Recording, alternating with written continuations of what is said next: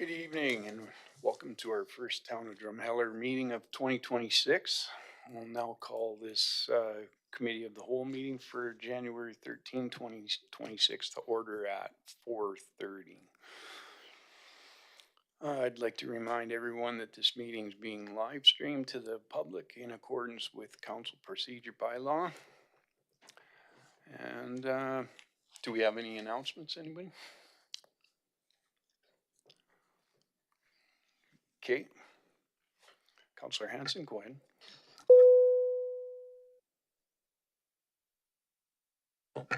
The Drumheller Stampede and Agricultural Society is having their AGM on Friday evening at 6:30 at the barn. They're looking for new members, so if anybody's interested in joining, they would definitely appreciate having you up there. And Saturday night, there's RCW wrestling up at the barn. Doors open at 7 p.m. Show starts at 7:30. Thank you, Councillor Hanson. Anybody else? Councillor McNeil. Thank you. I just want to highlight that the Highland Gala is taking place on Saturday, January 24th at the Badlands Community Facility. The Highland Gala is a fundraiser for the restoration of the front entry for the East Cooley School Museum, and it does celebrate Robbie Burns Day. You can enjoy the traditional, energetic Celtic and East Coast music of Morrissey's private stock at this event, a roast beef dinner with all of the trimmings, and I hear from a very good source that the most entertaining aspect of this evening is Dr. Don Brinkman when he does the toast to the haggis.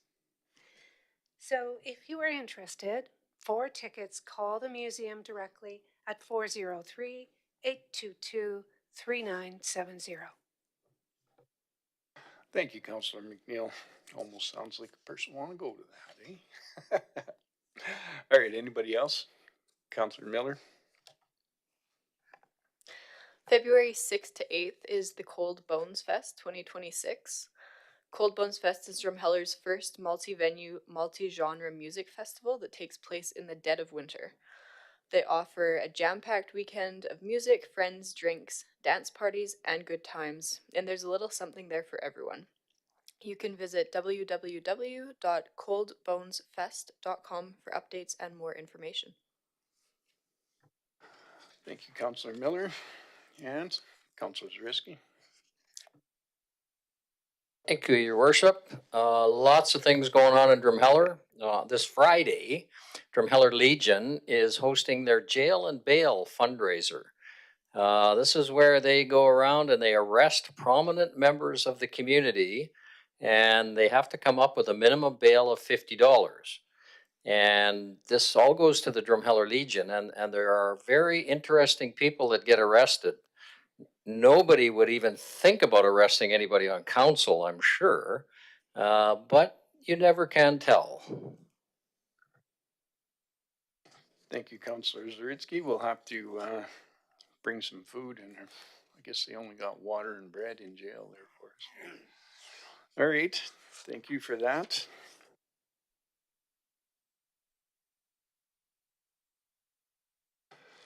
All right, so now we'll go on to the agenda for our January 13th Committee of the Whole. Are there any additions or amendments to the agenda? Mrs. Campbell? Yes, on the administration side, we do request one emerging item to the agenda. We'd like to add it under 5.1.1 under reports from administration under infrastructure services.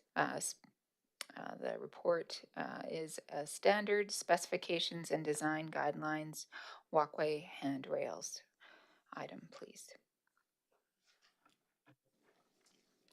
Okay, thank you for that. Can I have a motion to adopt our agenda as amended? Councillor McNeil. Thank you. I move to adopt the agenda for the Committee of the Whole meeting for January the 13th as amended. Thank you. Can I have a second? Councillor Cloughan, thank you. All in favor? Okay, thank you. All right, let's go on to our delegations. Looks like we only have the one from MPE Engineering. We actually have one online. Oh, okay, sorry. We have one online. I didn't see that. All right, so our first one is with the Provincial Youth Justice Committee, and I will let them take it away from there.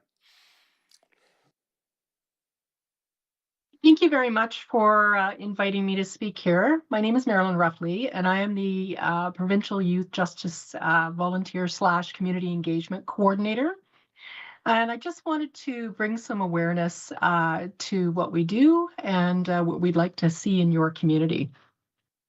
So I'm here to speak today and acknowledge that we live, work, and play in traditional territories of the Black Confederacy, Siksika, Kainai, Piikani, Tsuut'ina, Aiara Nakota Nations, Métis Nation Region 3, and all of the people who make their home in Treaty 7 of Southern Alberta.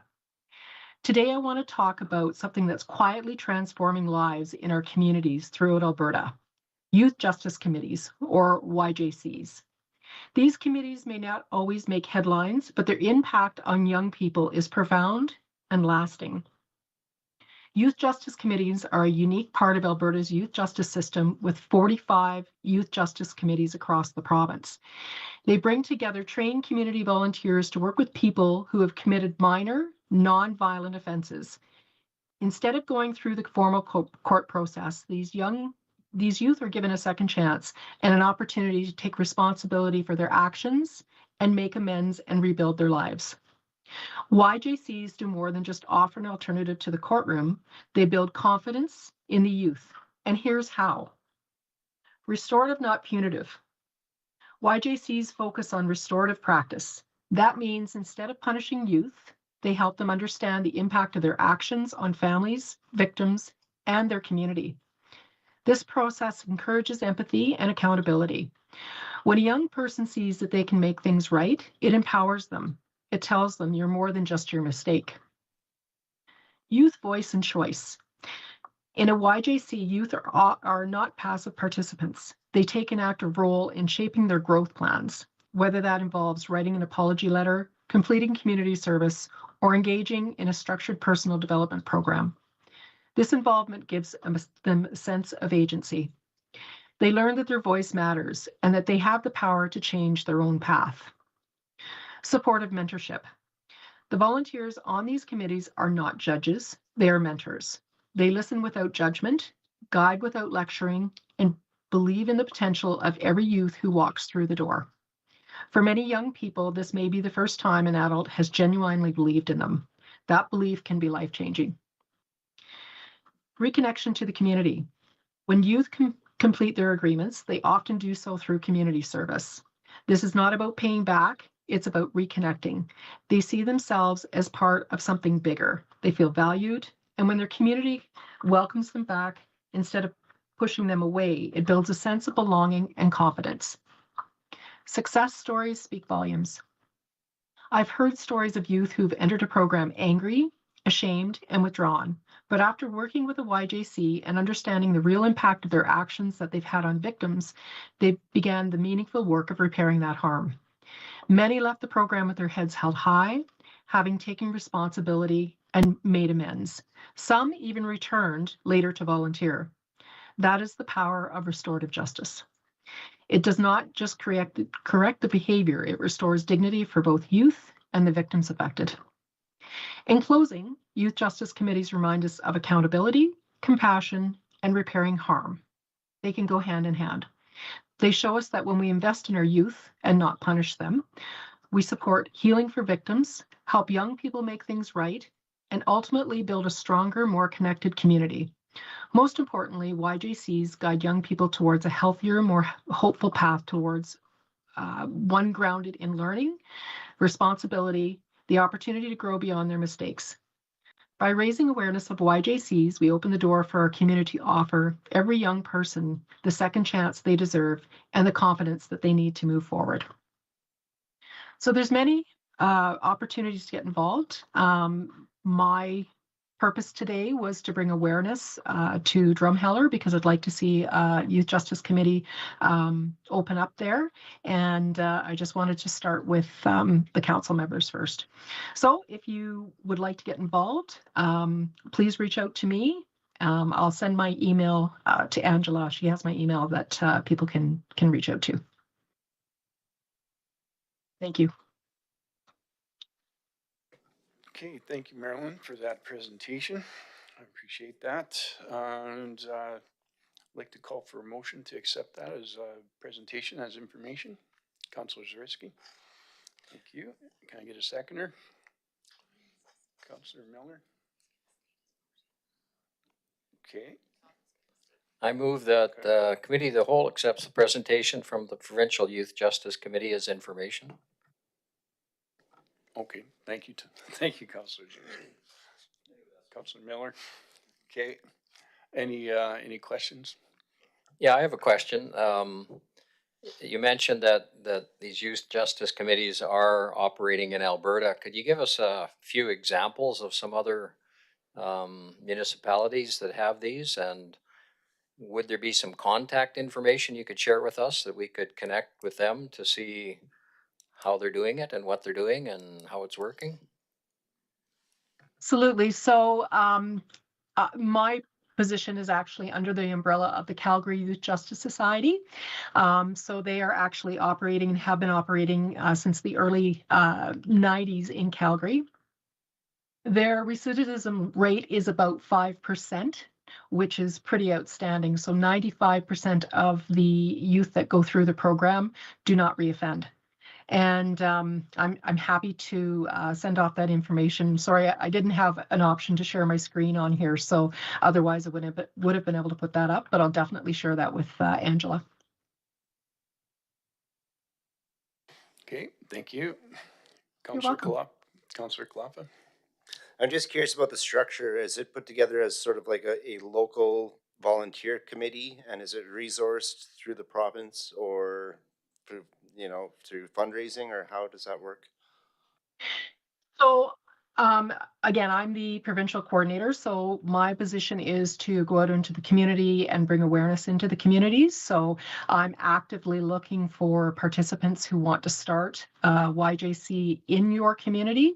And I thought I would start with council first, just to get the word out. But certainly we now, throughout the province of Alberta, we had 130 youth justice committees before 2020. We're now down to about 40.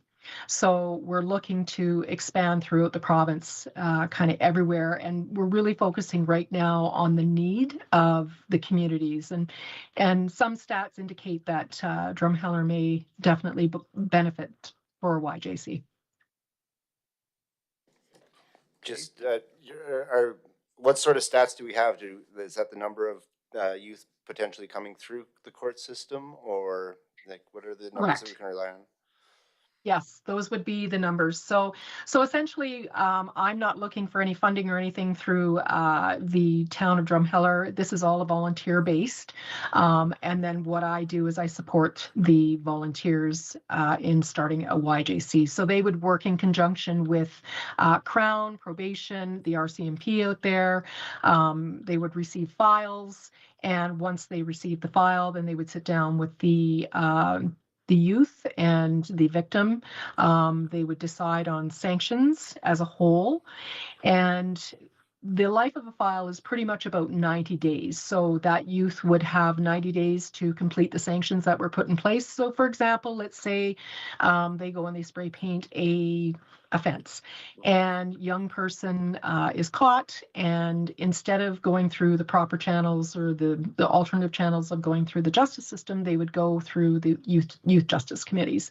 And so maybe one of the sanctions is that they have to paint the fence, maybe they have to give that owner restitution, but certainly, make amends as to the harm that they've caused, because we've all been youth at one point and our brains are not fully developed until we're 24 years old. So, we're trying to look at a much more positive reinforcement, but at the same time holding them accountable.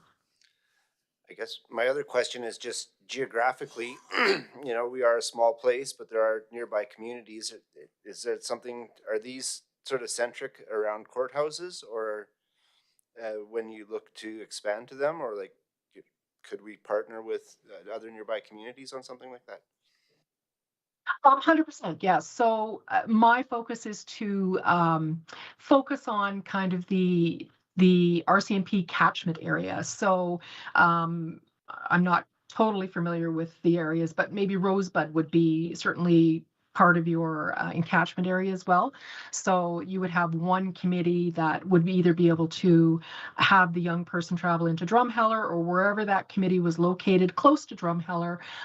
We often have kiddos that can go online and have a sanctioned meeting online. We don't prefer it. We'd rather have it in person, but it's certainly something that can be done. So yes, definitely it can be within that catchment area.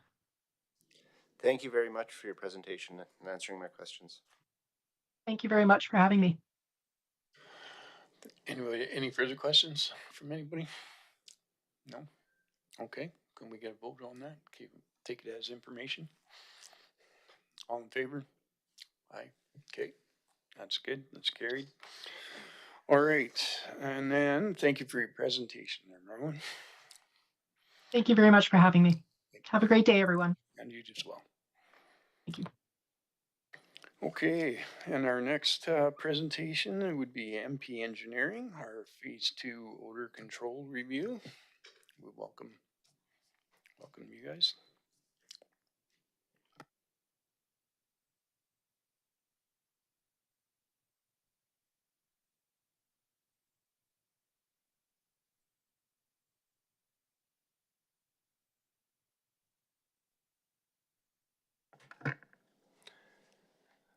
Yes, thanks for having us tonight. I'm Colin McNabb. I'm the Vice President of Municipal Services with MPE, based out of Calgary.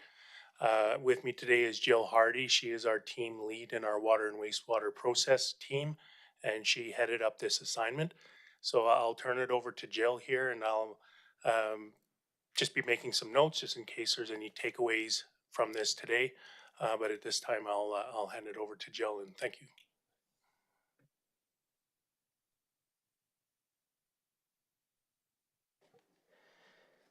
Good afternoon. Thanks everyone for having me here. We're good. So there is the presentation. Okay. So to date, we've been working with Jared and his team to look at some of the wastewater odor concerns that have been happening in the Newcastle Knack Mine type of area. And I think we're good to go. Okay. And so I will jump right into this first slide here. So for this presentation, like I said, we've been working with Jared over the last few months, looking at some of the concerns and the smells and the odors that have been occurring. And so as part of this presentation, I'll give a quick wastewater system overview. Not loud enough. And then we'll talk a little bit about the monitoring that's been occurring. Is that better? Okay, great. And then we'll talk about the formation of H2S or hydrogen sulfides in the wastewater system, and ultimately some of the mitigation strategies that might be able to be implemented to maybe tackle some of these odor concerns. As you're all quite aware, the town follows the Red Deer River, and the wastewater system basically travels from the Royal Tyrrell Museum on the west side of town, along the river and the rail tracks towards the wastewater treatment plant that's located on the east side of town. So the system itself consists of a series of gravity mains and lift stations and force mains throughout the system. As mentioned, there have been some odor complaints in the Newcastle area, and as we'll explore a little bit further here in this presentation, some of those smells appear to be connected with the Knack Mine lift station and force main infrastructure. And just a quick map of the town here to give you an idea of how it's working. As mentioned, the museum's up on the west side of town. The system crosses the river into Knakmine, where there's a gravity system. And at the east side of the Knakmine area, there is a lift station. And from that lift station, a force main that transports the wastewater from that Knakmine area over into the Newcastle area. Once it reaches the Newcastle area, it enters into the gravity system, which then flows through the residential area into another lift station on the east side of Newcastle, and then further pumped downstream to the wastewater treatment plant.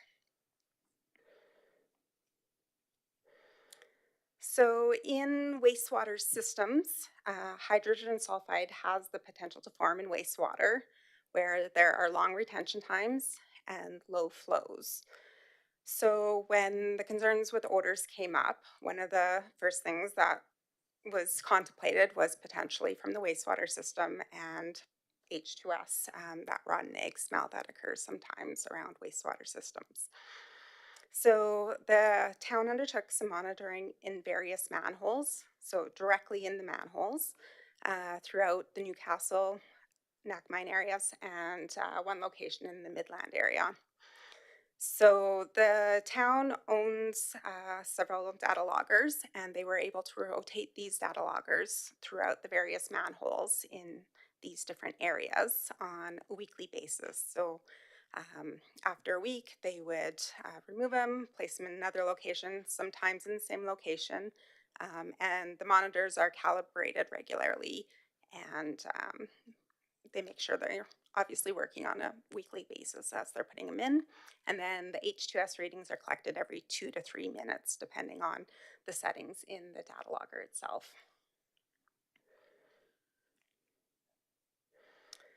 So how does H2S form in the wastewater? So basically the organic matter in wastewater systems utilizes dissolved oxygen to break down that matter. In the absence of dissolved oxygen and then nitrate, there's sulfate reducing bacteria in the wastewater, which consumes the sulfate and produces H2S, hence the odors. Generally, these occur where there's long retention times in the system and low velocities. So many factors can contribute to the various odors and the formation of it, including how much flows through the system. At the nighttime, there's obviously less flows than during the days.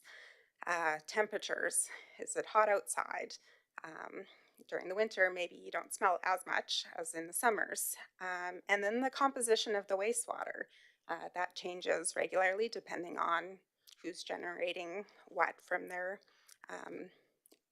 residential areas or commercial businesses and that kind of thing. So higher organic content and lower oxygen content will contribute to the formation of the H2S.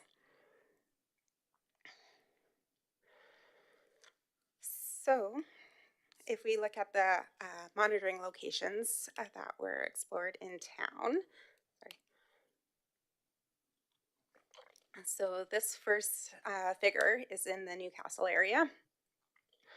And I wish I had a bit of a pointer here, but you can kind of see a yellow or an orange line from the west side of the slide, kind of along the railway tracks there. And that's the force main from Knakmine. So that's where the sewage from the Knakmine lift station is coming in. Thank you. And it's entering the gravity system. And as it enters into the gravity system, it then flows downstream towards the north to manhole D24, then E44, E43, and E35. So the sites that are circled are the ones where data has been collected. There was also one other location on the south side of the force main, manhole D11, which was also monitored for a couple weeks to determine if potentially some of the odors might be generated from downstream on the south side as opposed to the force main there. So this table depicts some of the readings that were captured during the various weeks. So there were some monitoring that happened in 2023 over a couple week period, but the majority of it has happened in 2025 over the summer months and into the fall, September, into the beginning of October here. So manhole D24, which is the top one, is the first manhole downstream of the force main inlet into the gravity system. And as mentioned earlier, the data loggers were installed on a weekly basis. So we're looking at weekly peaks here and weekly averages from each of those weeks. So that first manhole downstream, as you can see here, the weekly peaks in 2025 range from anywhere from 0 to 228 ppm. And then the weekly averages range from 0 to 49.6 ppm. So it's important to note that the data from week to week over those 13 weeks is not consistent. It's not the same trends every week. It's quite variable. So a lot of the weeks there wasn't much for odors, H2S ratings from 0, 1, 2, 3 ppm. The 228 was not the norm, I guess, to say the least. So as you can see from this table, D24 definitely had the highest ratings of H2S, and E44, E43, and E35 is working its way downstream through the gravity system. So you can see that the readings at the subsequent manholes were quite a bit less as it dissipated further downstream. And then the last manhole in this table is the manhole on the south side of the force main. And there were some peaks there that range from 6 to 20. However, the overall weekly averages were less than 1 ppm for those 3 weeks that were there.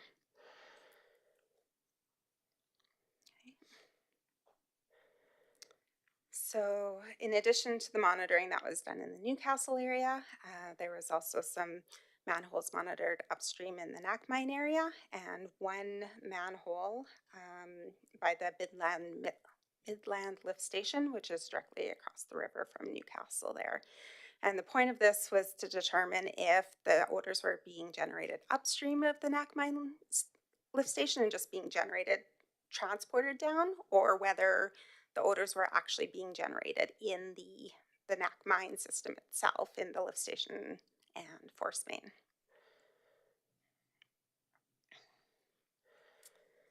So similar to the Newcastle area, there were some monitoring that was completed in 2023, in addition to some additional monitoring this summer. And it's interesting in the Knack mine area that the 2023 results were quite a bit higher than what was found in 2025 in the 4 weeks that were monitored there. So manhole NM4A, which is the last manhole before it enters the Knack mine lift station, it actually showed no readings of H2S going into that lift station. So based on this and the readings of 2025 in particular, it does appear that H2S is forming within the Knack mine lift station force main infrastructure itself. And then the final manhole there is the Midland Lift Station, or a manhole just outside of it. There were a couple readings up to 4 ppm, but again, generally below 1 ppm on that side. So it doesn't appear that it's forming there and, carrying over the river or anything like that.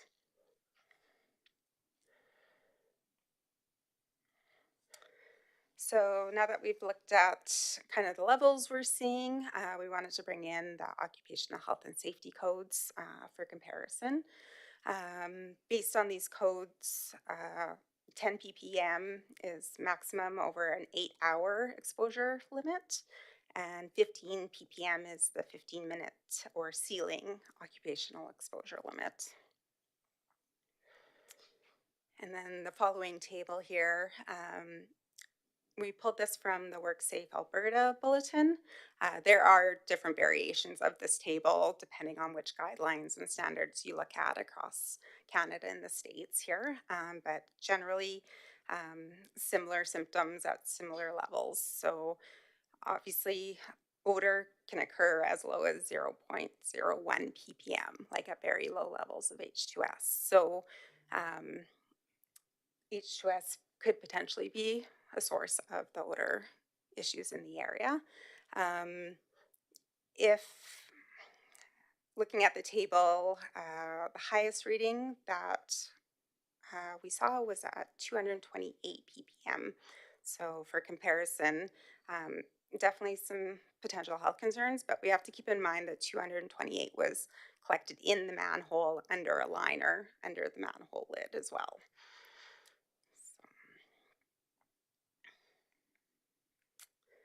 So now that we kind of know where the odors are potentially occurring from, and what kind of levels we're looking at, we explored a few different mitigation strategies to help reduce the odor concerns or the formation of the H2S. So there's basically two ways to look at the H2S. One is to try and prevent it from forming in the first place.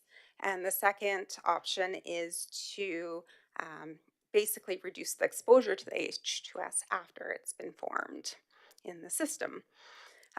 Because the wastewater chemistry and the contents change, and temperatures and the various factors change, not one measure, I guess, may be sufficient to treat all odors or concerns. So just keep that in mind as we're going through some of the options we explored here.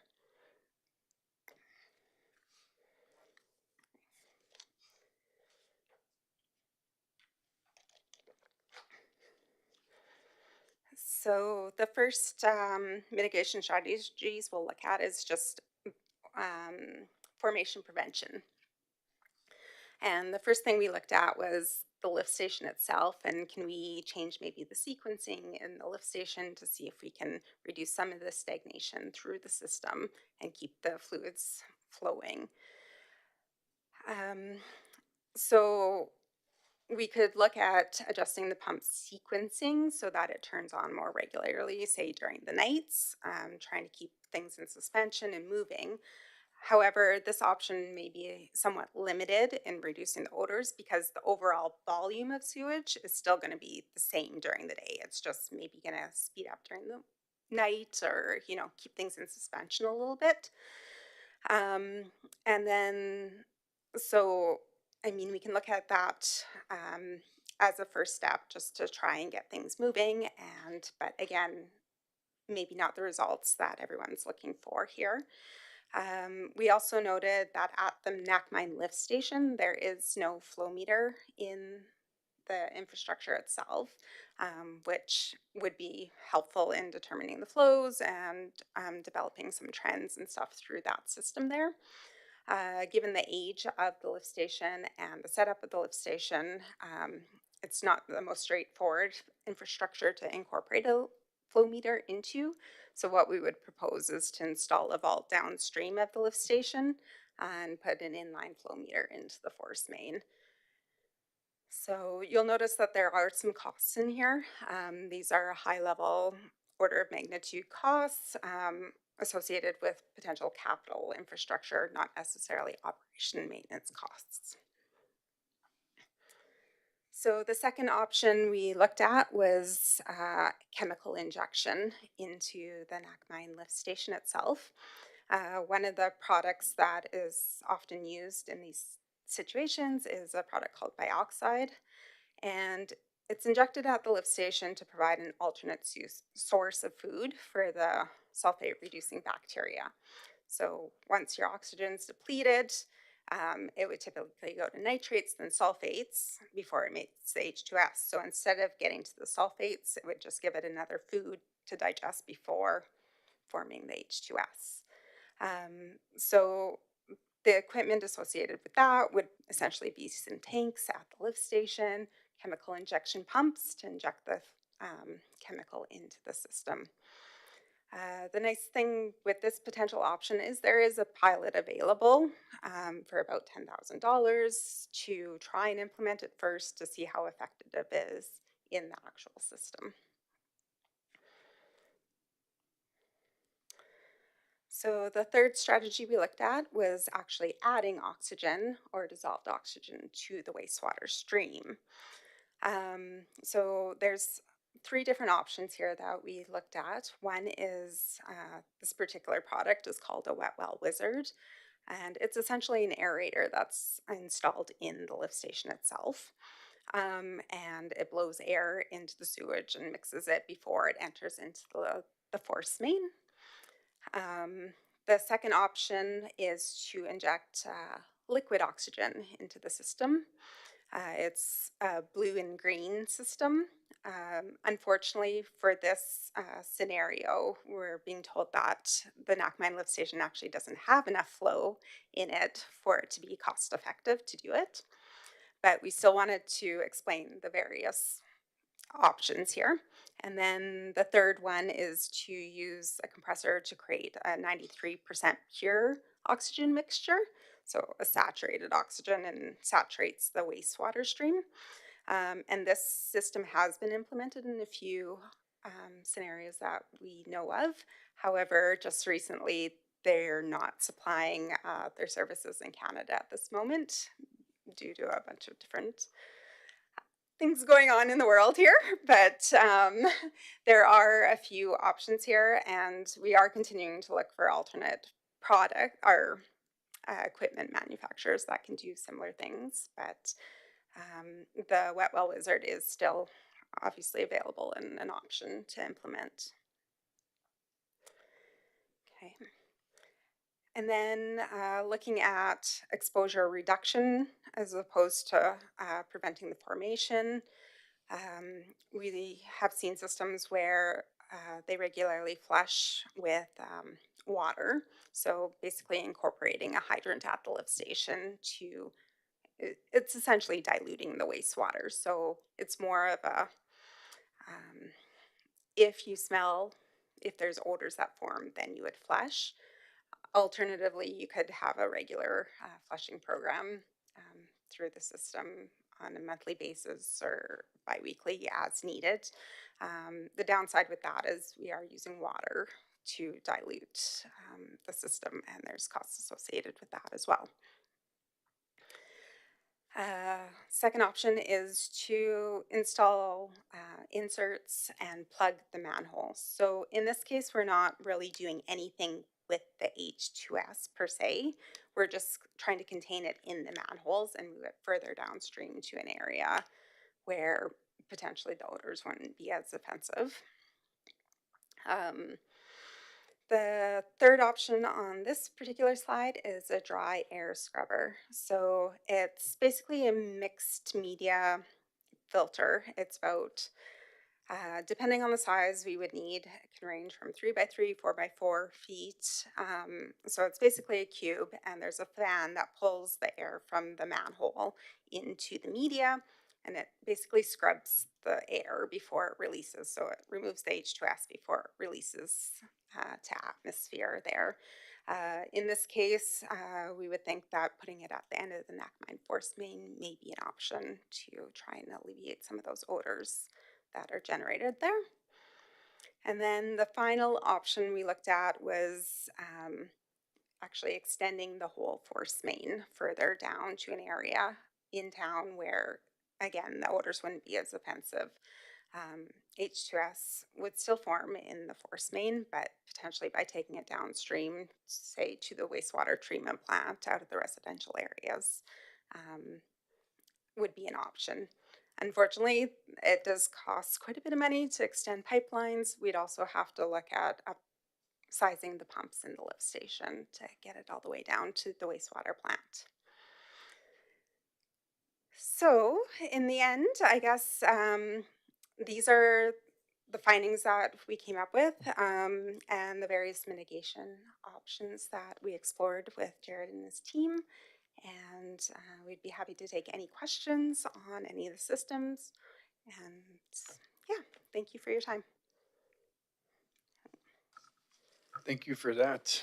That was a lot of information there, that's for sure. Anybody have some questions? I know I do. Anybody want to start? Councillor Zarisky? Yeah, thank you for the presentation. Sorry. I was gonna make a motion first. All right, save me. And can I get someone to make a motion? I Councillor was going to Zarisky? move that the committee of the whole accepts the presentation of the Phase 2 Odor Control Review Project Report by MP Engineering as information.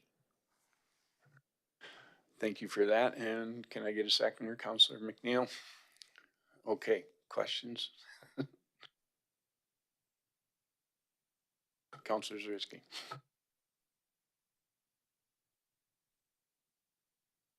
Thank you, Your Worship.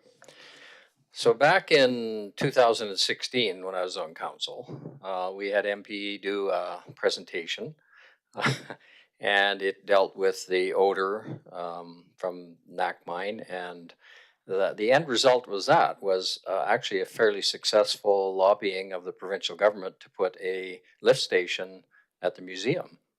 And that seemed to kind of solve the problem. The biggest issue at that time was South Newcastle. That was where most of the odor was and most of the concern was. And that seemed to kind of fix that a little bit. Since then, it seemed to kind of move now downstream, the odor and the problems. So my first question, of course, is it has been suggested to council that we have a dangerous situation. And I would like you to speak to that. Do we have a dangerous situation?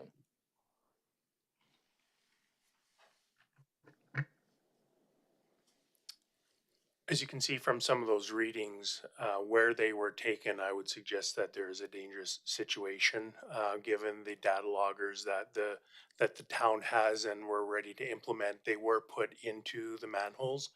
So how that translates out into atmosphere and into the neighborhood is still a little unknown. I guess we don't know enough to definitively say yes or no in that area, just strictly based on the information we gathered working with the town. But yes, you would see from some of those levels that you could conclude that there are some unsafe gassing in the manholes specifically. So we are, I believe, addressing that in our capital budget. Did we not put some money into doing some monitoring to kind of look at that, right? Yeah, anyway, so I guess would it be safe to say that one of the problems that we have in Drumheller is Drumheller? We are a long ribbon of a community, and so this stuff has to go long distances. We don't have that big a population, so therefore you have long distances, you have lower flow, slower flow. That's kind of inherent in the geography of Drumheller. Would that be safe to say as well? Yes, I think that would be safe to say. Definitely on the west side of town, where it's just the beginning, sorry, just the beginning of the stations or the system, right? As you move further east, there's more flow that's generated and added to it. But for example, the Knack Mine lift station force main, the force main itself probably has about a day's worth of retention time in there. So it does take a while to get through there. So we've been talking a lot. Lots of municipalities have been talking about what's called the infrastructure deficit. That we have all sorts of infrastructure that is old, is out of dated. It was, designed 50 years ago or whatever. And so to me, this is just another example that we've got infrastructure here that is not meeting the needs, is not current. So the idea of extending the force main and putting in new lift stations or more lift stations, that would be probably the best solution. I mean, it's quite expensive. It's obviously the most expensive, but would you say that would be kind of the best solution? Actually, can I get some, what is a force main, please? So the force main is a pressurized system where a gravity system will generally go to a lower topography type of area, and then you have to pump it up and get it over into another area to ultimately get to your wastewater treatment plant. So the force main is the pressurized pipe after it's pumped. Okay, thank you for that. We're talking force main, and I don't know myself, and probably a few other people don't know what they are. Thanks.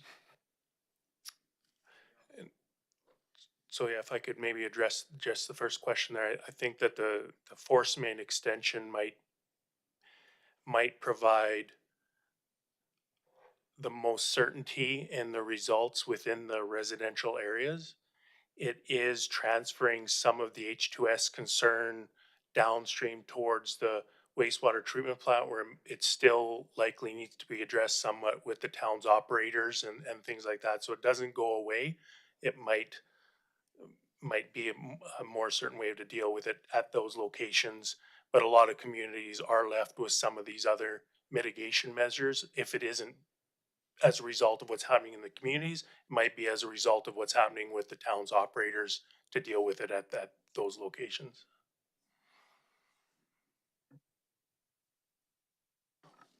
Councillor McNeil. Thank you. I just have a few questions for you, so I'll try to go through them. I was curious about that 13-week period at that one manhole. What time period was that in the year in 2025? I do have the report here, but it was mainly through the summer months like May, June, July, and then into September there was a few. Okay, thank you. And the other piece, I was really curious about that bioxide solution. And I noticed that the specifications sheet came from Atlanta, Georgia, or from Georgia. So is this product permitted for use in Canada? It is. There's several systems that we're aware of that do use it in Alberta. Yes, I also found it interesting that it really helped with the corrosion issues, that it had that benefit as well. Um, and I liked the idea of doing the pilot, or, that small amount of money to be able to test it first is appealing. The other piece that I wanted to ask about is just, oh, sorry, I just lost it here. Yeah, just, I'll let somebody else go ahead. Sorry. Okay, thank you, Councillor McNeil. Councillor Hardy. The one particular high measurement of 228 parts per million. How long do you think that lasted for? Was it high for the week, or was it just a anomaly, or what? I think I have that data with me in front of me actually. So the actual peak of 228 was minutes, but it obviously grew up to 228 before it came down. So that peak, the spike, I guess, was over several hours, generating up to that and then coming back down. Is there any theories on what caused that particular spike? That's a good one. That's something that, based on the data we have, it wasn't very consistent from week to week.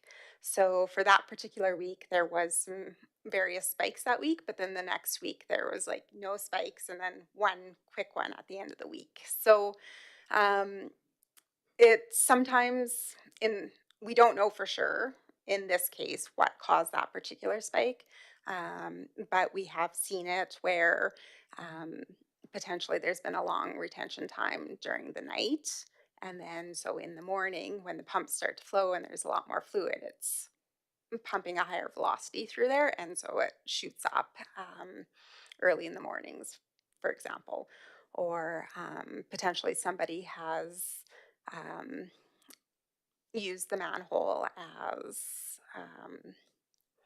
has collected, I guess, vacuum hydrovac waste and has dumped it into a manhole. So the organic content is a lot higher during a period of time, and the oxygen gets depleted quicker. So by the time it makes it through the force main, there's a smell with that slug coming through.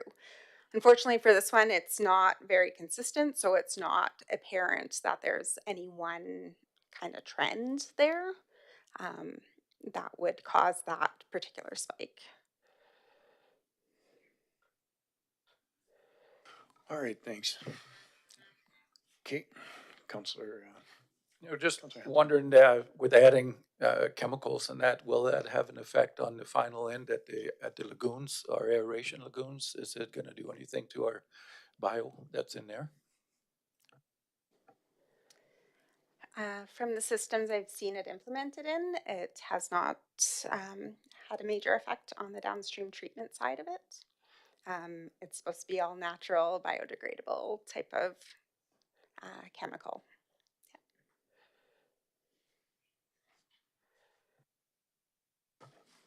Councillor Kalapa. Thank you.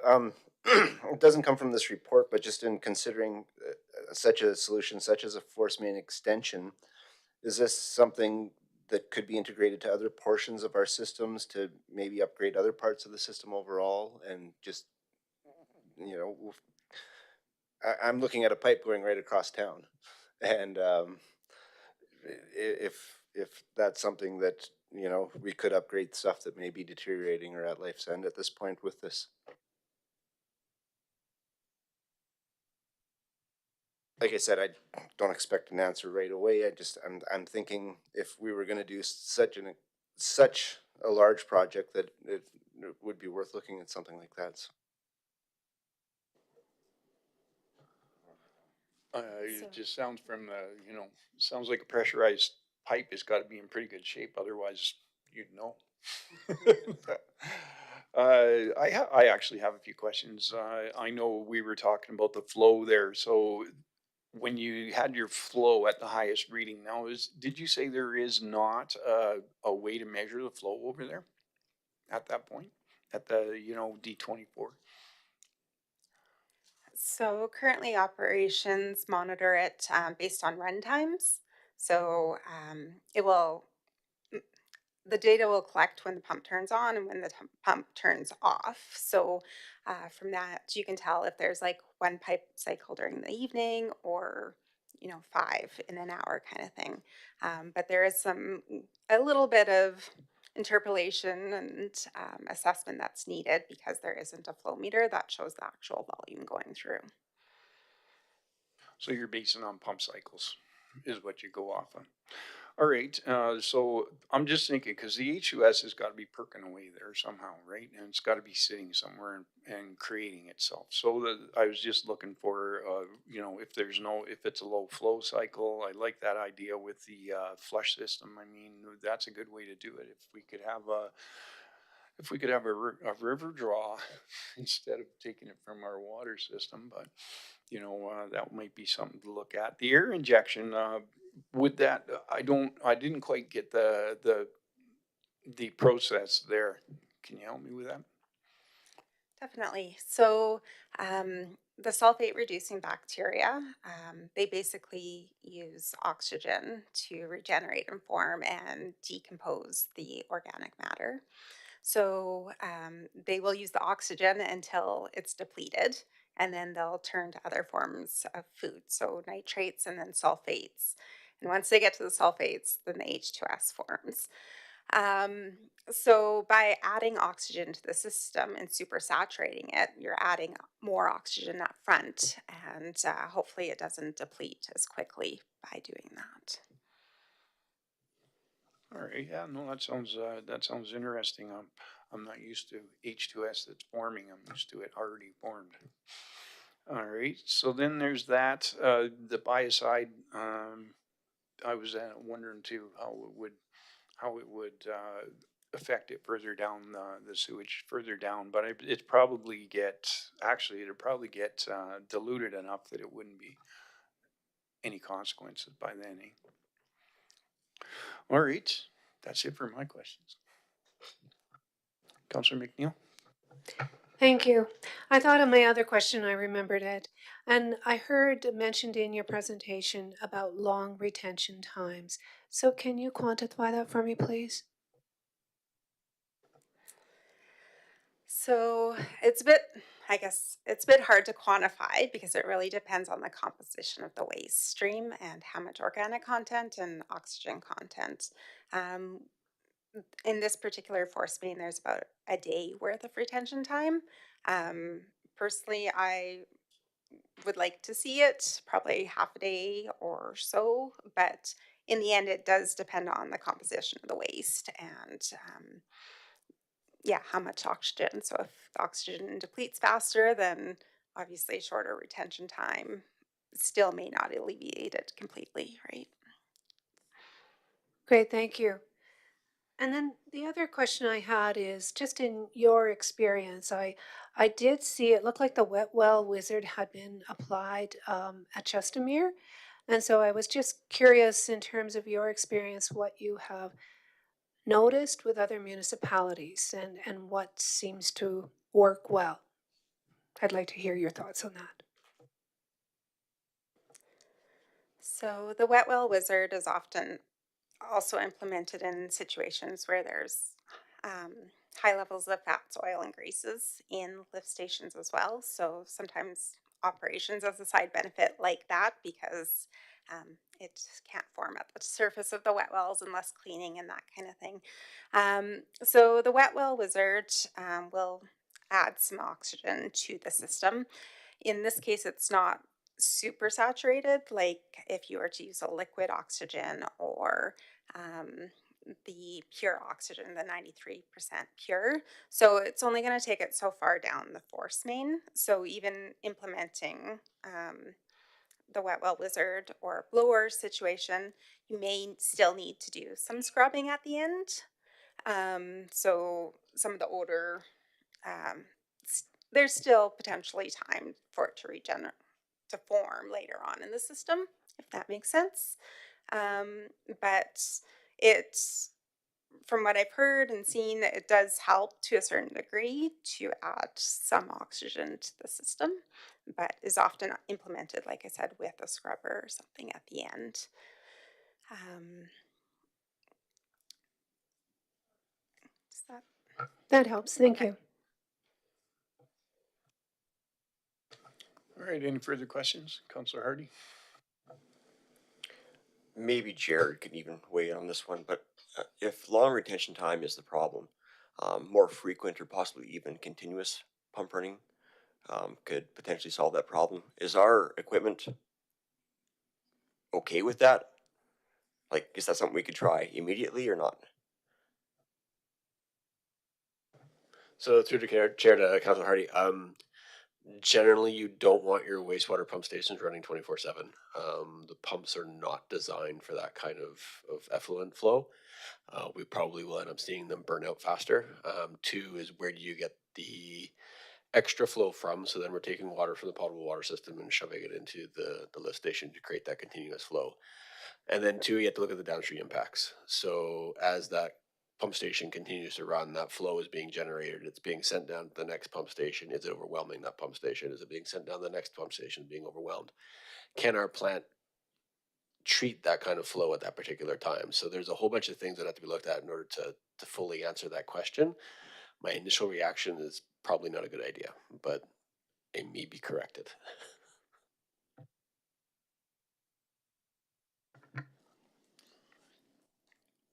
Pushing more water through the lift station, I believe is what Jarrett was referring to. The other item maybe to look at is just to not run all the time and not introduce a bunch more flow, but just um, keeping it moving a little bit at a slower rate.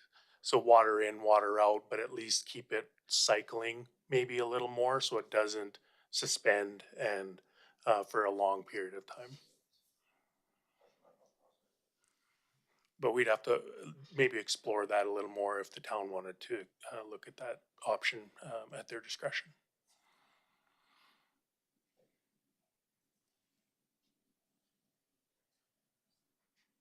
Okay. think you had quite a few questions there. It's quite a bit of, there's a lot to take in there, and there's a lot of different ways and a lot of different things, and they all cost a lot of money. But they do have potentially high impact, for people's health. So we got to get it figured out. Our next step on this, I think we have the air quality sampling now. Is that that's our next step, right? You are correct, Your Worship. There is $200,000 in the capital budget to do some sort of air quality monitoring. Okay, and that's our, I think that's about it for this one. Anybody else have anything to put through it? Nothing else? Okay, with that, pardon me? Oh, okay. Go ahead. Your Worship, I'm just Councillor. curious if the committee wants to change the recommendations from this as just being information to actually provide some direction in regards to some preliminary reviews to give staff some direction. So whether or not you want to look at a jockey pump to provide continual flow to the force main, do you want to look at doing the pilot program in regards to sampling, and just some idea from the committee in regard to what our next steps are. Well, I don't know. Does everybody want to take a vote here now, or do we want to take a time and consider all these options? Your Worship, if that was something that council would like us to come back with further information on these other options, I would suggest that instead of moving forward with the recommended motion, that we went with option 2, which is very similar, except instead of just accepting it as information, council adds to direct administration to bring further information to a future meeting of council. Okay, thanks for that information, Mrs. Campbell. Anybody else? Anything else? Okay, can I have somebody make a motion then? Councillor Zutsky. Zerski does have a motion on the Okay. floor. So, question for the councillor, if he'd like to amend his motion, or if he'd like to withdraw his motion, or leave it as is. I would entertain a friendly amendment to add what it says in number 2.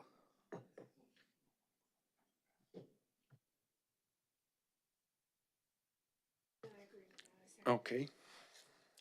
So we're gonna take that motion amended. Okay. Are you gonna read it? Oh. Okay. Councillor Hardy.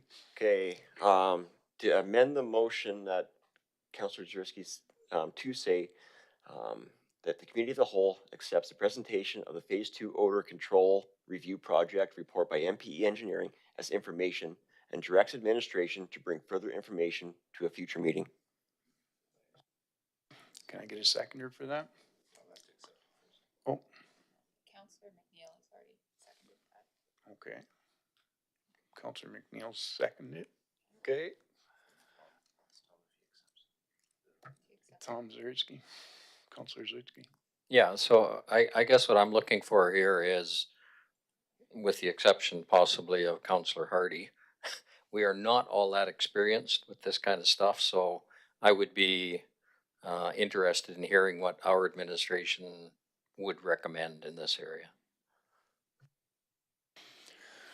Okay, so we'll take a vote here. We'll all agree. All agreed? All in favor? Yep, we're all good. Okay. Carried. All right. So that's that one. Thank you for the presentation. Appreciate that. Okay.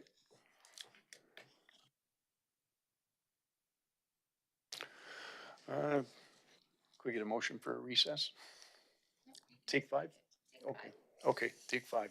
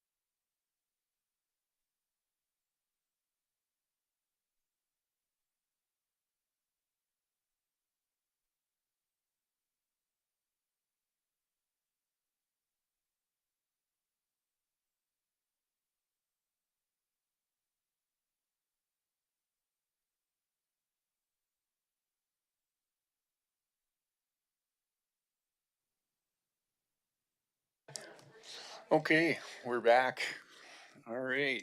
So now we have a presentation from our RCMP, their quarter two report from Staff Sergeant Christian Lafleur.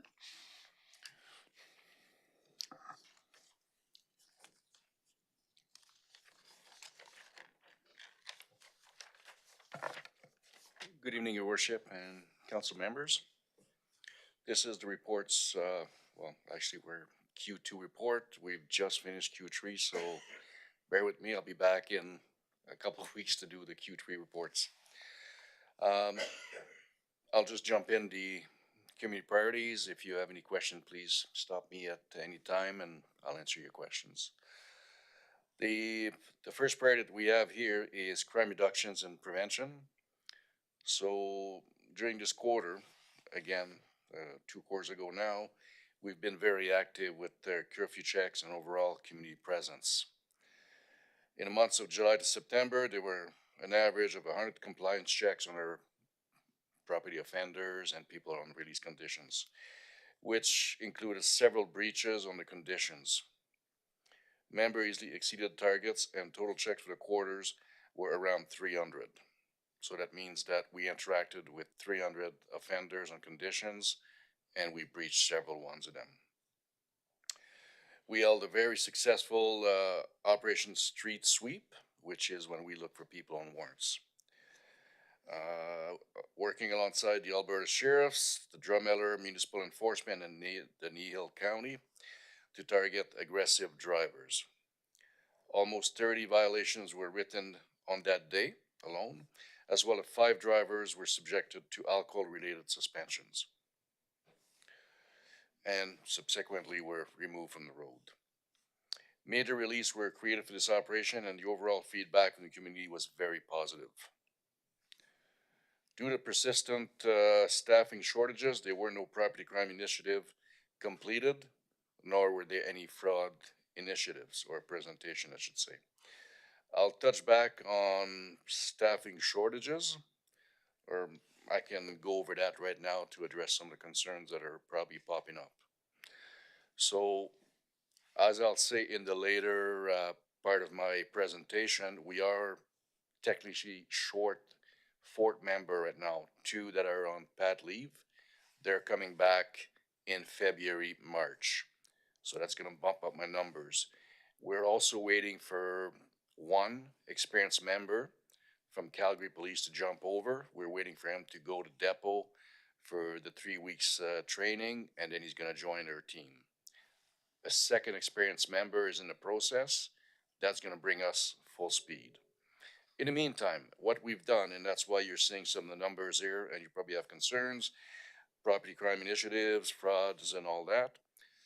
We've collapsed the specialized section back onto uniform duties, prioritizing the calls for service. We still do some of the other initiatives, just a little less, and we don't publicize them as much. So we're looking forward to, in a month or month and a half, again, to going full strength on those. Second priority was public engagement, transparency, visibility. We've taken part in 2 Red Surge events in this past quarter, and that last quarter, because it's kind of dated now, including Canada Day Parade and the local powwow. We had a strong showing in the parade with roughly 10 officers involved in multiple vintage cars that were brought down from the Edmonton area. I can tell you from experience that for a small town to have 10 uniformed members in Red Surge is almost unheard of these days. So that is a lot of members that showed up. We've been routinely sending out media releases when there are events likely to draw the public attention, higher profile cases, and so on. We've also partnered up with the town of Drumheller's communication officer in an effort to reach a larger audience. We don't have a Facebook page for the RCMP in Drumheller, so we're kind of piggybacking on the town's Facebook page. This new partnership should help bring more attention to our successes. Obviously, with the town's social pages having 8,000 followers, we're able to reach more people. Typically, RCMP, especially small detachments, media pages, are drawing more negative attention than anything else. So we've not been able to complete any town halls or coffee with a cup due to staffing shortages. And the acting commander, which was Corporal McDonald, has been required to work shift coverage. That is now changed. I am in position. We're going to be looking at those as well. As I mentioned to a few people in the room, my focus will be in a lot more informal coffee with a cup, impromptu meetings if you want. We're going to be showing up everywhere. We're going to be seeing a lot more. Priority number 3, reduce substance abuse. Due to staffing shortages and the Drumheller special section, general investigative section, only having one officer working, the number of drug enforcement operation and presentation have been lower than expected. Drumheller GIS is still chipping away and working on multiple drug trafficking files that were reported during this period and have laid charges in at least one incident where drugs were being smuggled into the penitentiary. So our general investigative section is a 2-member section. We're complementing them when they need more help with more people from the floor because we like to develop our younger members into these avenues and get the expertise. We're currently, and I hate to jump ahead, but we're currently in the process of developing the leader of the general investigative section into becoming an expert in various areas involving the penitentiary. So that's going to bear fruit down the road.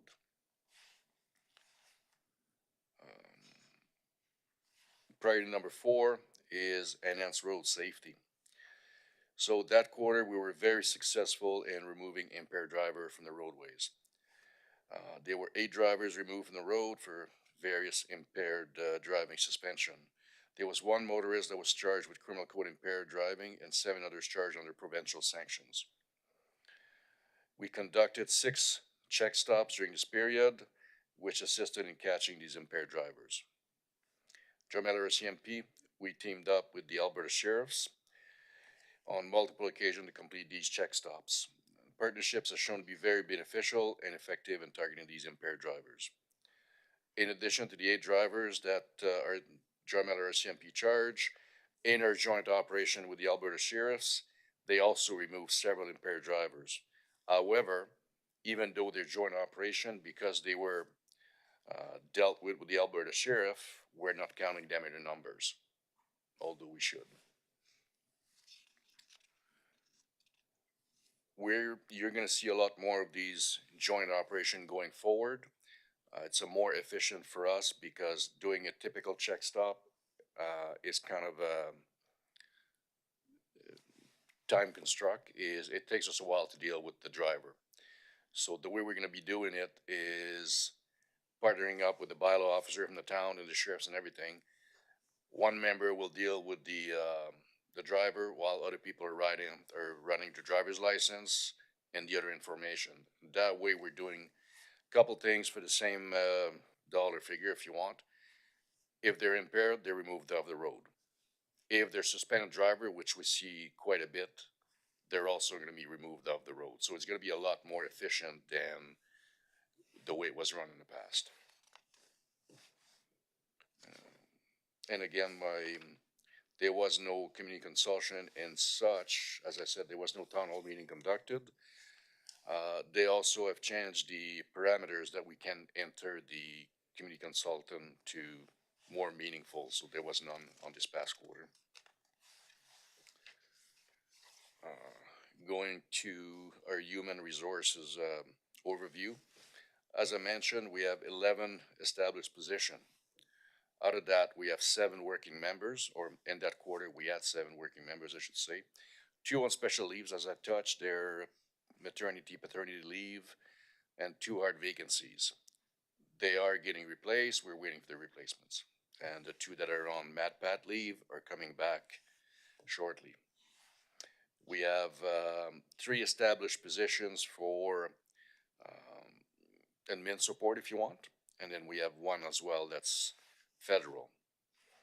We have two working, and we have one that's on contract. So really, I do have 3 admin people working at this current time. And there's 0 art vacancy. There's a process right now that I can't get into.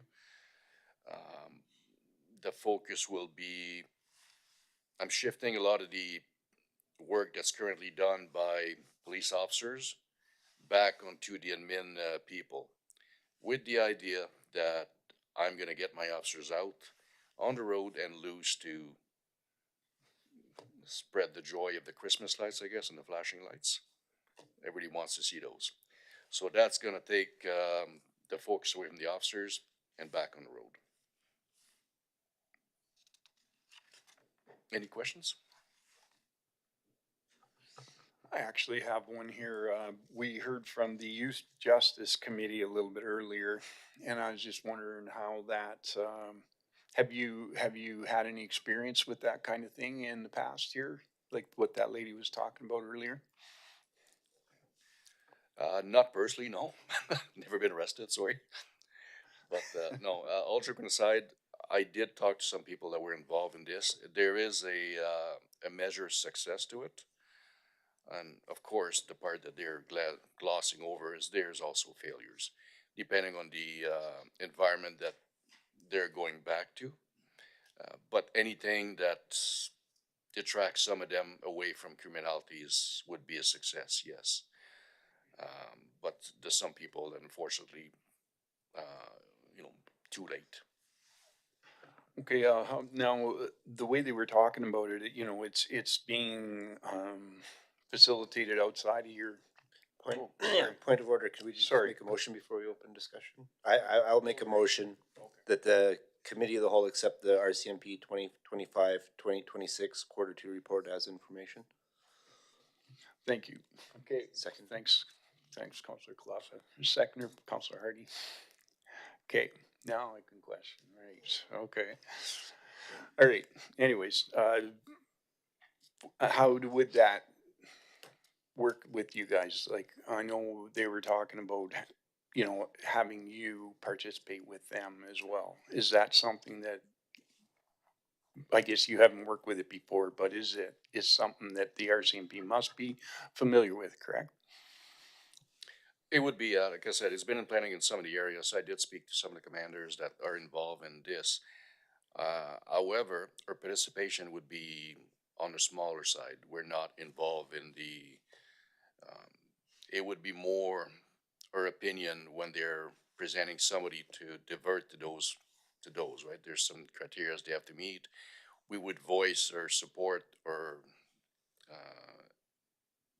dissent to it, and then move from there. And then throughout the process, we just monitor them. And obviously, like we do anybody else, like any of the offenders, should they reoffend, that's when we step in again to remove them from the process. Like I said, it's a great idea. It has some success, so it would be worth exploring. Great, no, that's good. I just wanted to bring that into it. All right, and go, Councillor Zarisky. Yeah, thank you, Your Worship.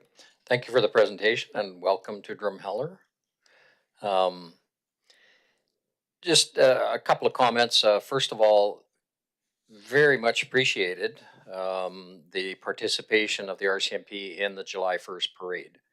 Over the last few years, we've had really good participation, and I think it's good visibility. I think it's a pretty good bang for the buck because we get literally thousands of people from the surrounding area coming to the parade. So if you want an opportunity to be visible, that's a very good opportunity. I think it's very well received. Little kids, of course, love the red surge. Yeah, and my second thing, I think we are in the process, and I don't know where it stands. We haven't had a report in a little while on the policing committee.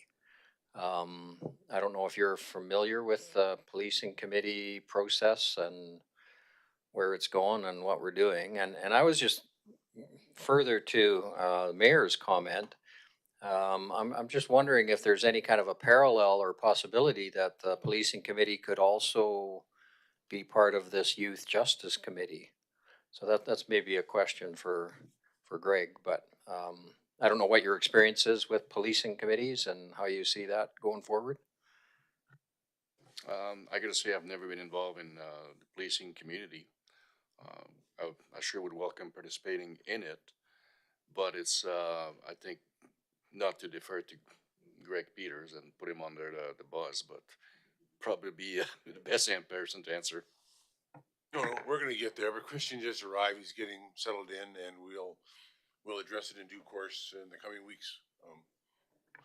There has been a forum locally of youth justice, but it's been administered by the probation office in the past, where youths would attend court on a minor matter, and then branched off with the sanction and observation of local probation authorities to see what, and finding them tasks in the community or making good on the minor offenses they've committed. Of course, the idea being that, as the lady said, kids are young and they make mistakes, and see the error of their ways and make good on it, or whatever. It's gone from an apology till literally painting, as she mentioned. So there has been a form of it, intermittent in around here. But we can look at that as time goes on. Okay, Councillor Klaffa. I'm just thinking at this time of year, you're working probably on putting together the next year's priorities, and are we taking some actions in putting that list together at this point, or? Yes, so we had a town hall meeting in Carbon yesterday. There was 21 people that attended, so I hate to say, but it's one of the most successful town hall that I've ever had. Sad, but anyway. The focus didn't turn out to be more on the things that we should improve and work on, as well as what they would like us to focus on more. It turned to be a education session on frauds and a few other things. So not a waste of time, not exactly what I was looking for, but still beneficial. We do have another town meeting, this time in Drumheller. I believe it's tomorrow at 7 o'clock at the Legion, so everybody's welcome to attend. The bar will be closed though, just to make sure. And the idea again will be to try to focus people on the priorities. I'm looking at the raw numbers again from what we're seeing day to day, and what seems to be the biggest issues so far is the majority of our calls for service are three things. Traffic complaints on the highways and so on. A lot of mental health crisis, if you want, for lack of a better term. Domestic violence. So those are right now what's driving our calls for service. So some of them will be addressed through more people out on this, or more police visible, more people out on the streets. As far as mental health calls, we're lucky that we have a special team of a nurse and police officer dedicated to mental health. So they're trained to go and intervene, and in a lot of cases, avoid the people being apprehended and brought to the hospital by their resources. There's not very many detachments that have those. Drumheller has that, so we're very thankful for that. Domestic violence, unfortunately, you can educate people as much as you want, but it's not going to change much, right? So enforcement is the way to go on that, and we'll be working on that. Thank you. Councillor McNeil. Yes, welcome to Drumheller. It's great to have you here. I wanted to just ask a quick question in the report. It's under the crime statistics area, and it was one area in this particular quarter, July to September, that had increased by 25% over the same period in 2024. And so it's, let me just see if I can find the page number. Page 63 of 71. It's actually, it's the last page in that, it's the last page in your presentation. It's under total federal, And there is other provincial stats, that row, other provincial stats.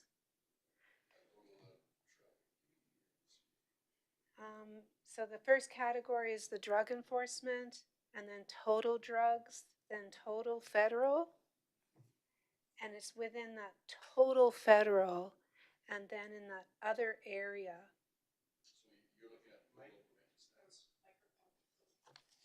You're looking at the total provincial stats, is that correct? Yes, thank you. So one of the things with these stats, I mean, they are what they are, they're statistics. You've got to remember that everything is up and down. Just so in one quarter, for example, if bylaw is down, it means that we're successful, but or that the people that are typically doing that type of infractions are out of town, guests in some hotel somewhere, crowbar or whatever, right? So, and again, people seem to focus on these stats a lot, but for example, violent crime could be up, but in an area like Drumheller where it's not busy, or it's not as busy as some other areas, right? One aggravated assault will drive your stats way up, but it's only one occurrence. But because, say, for example, the quarter before, the year before, you had none, yes, it shows up as a drastic number. So in a case like this, that's exactly what it is.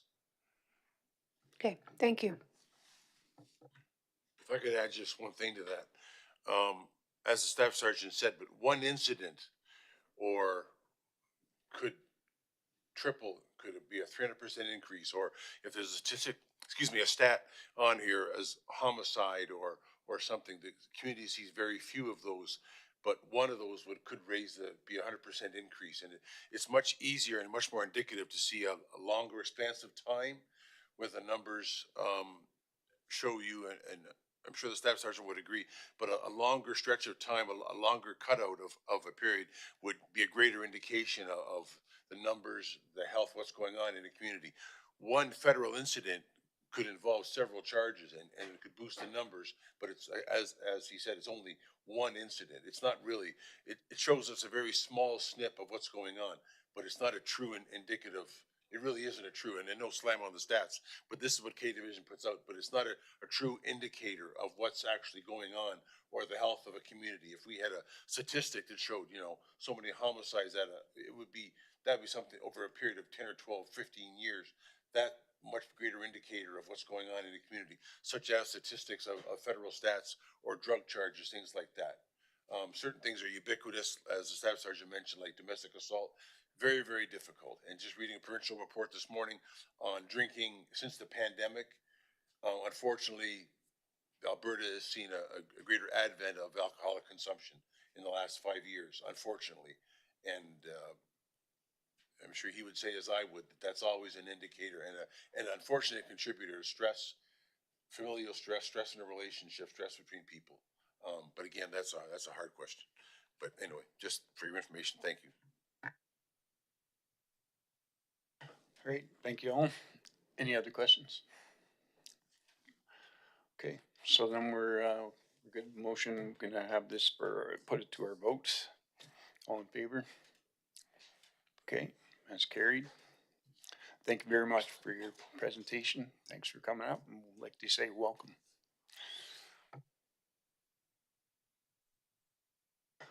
And now we have Travel Drumheller.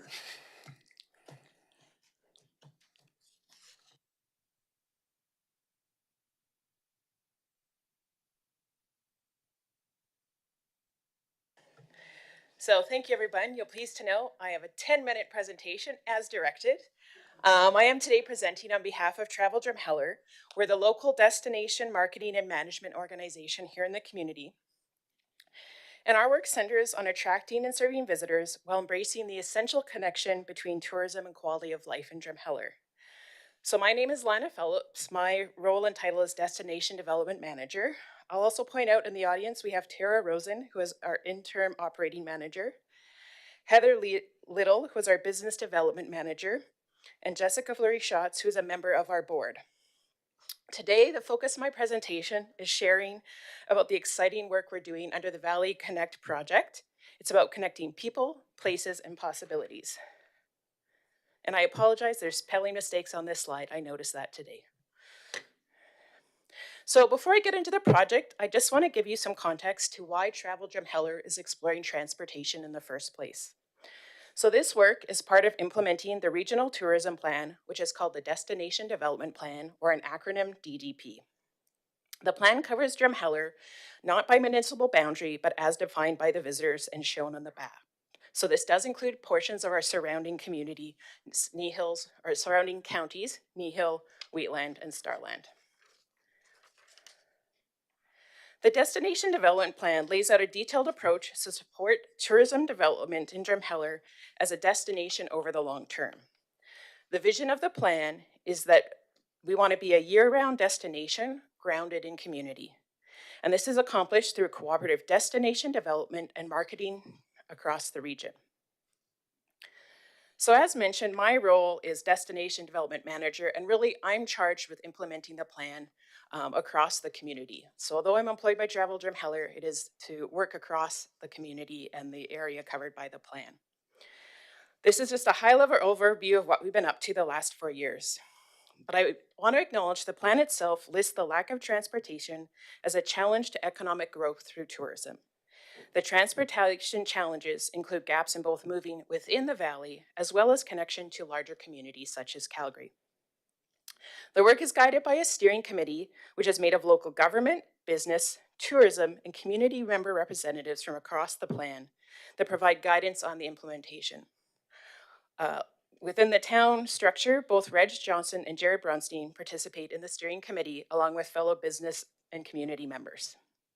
We have currently an open position for a local business representative to join the steering committee, and should there any be of the listening audience or you know anyone who's interested, they're welcome to reach out to me.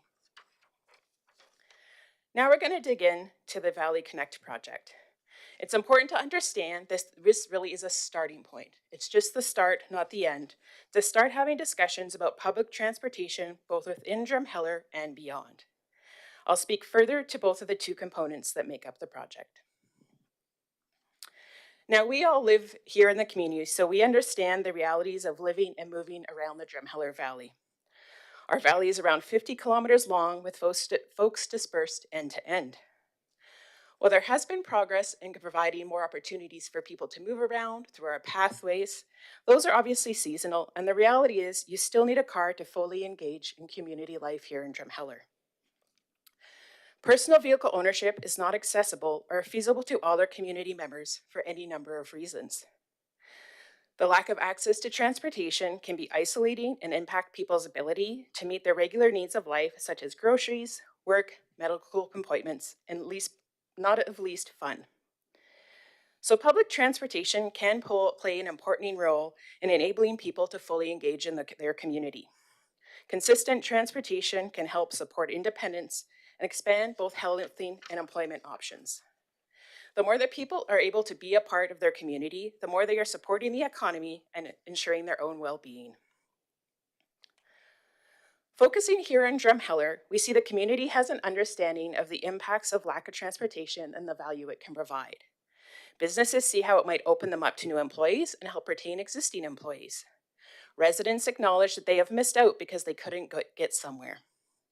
In the recent survey completed this fall, 73% of the respondents agreed that there are people in the community that might use a local public transportation system. So now we'll get into the two parts of the project. The feasibility study really is the technical part of the project that provides our community with information to consider what public transportation might look like here. The last feasibility study for the town was completed nearly 17 years ago in 2009. The final feasibility report will be shared in the spring and will provide information on the topics outlined on the screen.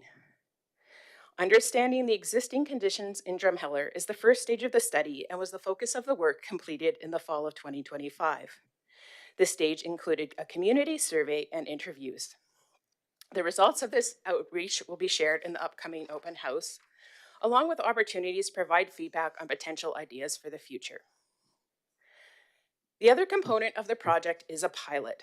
the summer shuttle bus pilot is a tangible way for people to understand what transportation could look like and the value it provides to the community. Travel Drumheller will manage the route, schedule, and marking of the shuttle bus and the sharing of the results with the community. As a pilot, the collection and sharing of data is important as the learnings can help inform future operations. Through a request for proposal process, we will hire an operator for the shuttle. They will deliver a full turnkey operation, including vehicles, drivers, and data collection. The RFP for an operator is going live tomorrow, January 14th at 10 a.m. The shuttle itself is planned to be free and currently planned to operate Fridays and Saturdays for 10 weeks in the summer. The shuttle would move people from downtown to anchor destinations in our community. Given the shuttle is limited to 20 days of operation, it's essential we focus our efforts to get as many people aware and using it as quickly as possible. The more people that take the bus, the more value it provides and the more data we can learn from. To encourage ridership, we will be looking for the town, businesses, organizations, and the community to help share information about the shuttle bus, and we will provide tools to help communicate and share the shuttle bus in the spring. We do know, through discussion with multiple commercial bus operators, that the ability to provide transportation within the valley is a major factor in establishing regular service from Calgary. Should the pilot encourage the return of a scheduled coast service from Calgary to Drumheller, that would be of significant value to our community. To align with the planned vision of being grounded in a community, the project has used a number of tools to learn. Our outreach for the surveys included attending pancake breakfasts, the Drumheller Recreation Arts and Wellness exhibit, as well as a seniors lunch. Both hard copy and digital options were available across the community, and in total we received 200 responses from a broad section of our community. I want to thank everyone who has taken the time to complete a survey or participate in the interviews as a part of this process. The next opportunity for the community to provide input will be the upcoming open house. Everyone here in the room and listening online and in the community is invited to attend the open house that will be hosted at the end of February. At that open house, we'll be seeking your inputs on components of the feasibility study as well as the summer shuttle bus pilot. If you're in the interim and curious to learn more, I encourage you to visit the project website to both learn more and stay informed, and it's on the slide there. This economic development work would not be possible without contributions from a number of sources. I want to see a sincere thank you to all those who have contributed and the town for the support it's provided in acquiring the provincial grant and some day-to-day technical support to move this project forward. Should anyone in the community be watching and interested in contributing to the operation of the shuttle bus, they're welcome to reach out, as more funds will have the potential to expand the operating hours of the pilot. So in conclusion, Value Connect is impactful work that provides our community with a starting point to explore public transportation differently than we see now. I welcome council and the community to be a part of the journey and to be open to seeing where these learnings take us and how we might use them in the future. The information gathered by both the study and the bus enables us to have a proactive, informed discussion about what the future might hold. Connecting people, places, and possibilities is happening, and I look forward to the benefits this work will provide to our community. I appreciate your time, and of course, I'm here available for questions. Right on. Thank you for that. Can I get a motion? Councillor Zarisky. Yeah, I move that that Committee of the Whole accepts the Valley Connect presentation from Travel Drumheller as information. Thank you. Seconder. Councillor Hanson. Any questions? Councillor Zarisky. Yeah, it just says the pilot will be within Drumheller. So what what does that mean within Drumheller? So given the destination development plan extends beyond the municipal boundaries of Drumheller, the pilot itself, the box is smaller, so it literally is only within the municipal boundaries because we needed to scope the project. We don't know the route as of yet, but it will be limited to the boundaries of the town of Drumheller. So for those of you online who don't know how big we are, everyone in this room should know, but essentially Drumheller extends from, Newcastle Midland on the west side, we'll say, all the way to the east as far as the Atlas coal mine. So that extent of the valley that's within the municipal boundary. So the museum, the golf course? Yes, those are That's all within our part of municipal the- boundary. Yeah, okay. The surveys that were done, Mhm. I imagine these will be presented on the February 25th meeting? Or Yes, the results of those? correct. Yeah.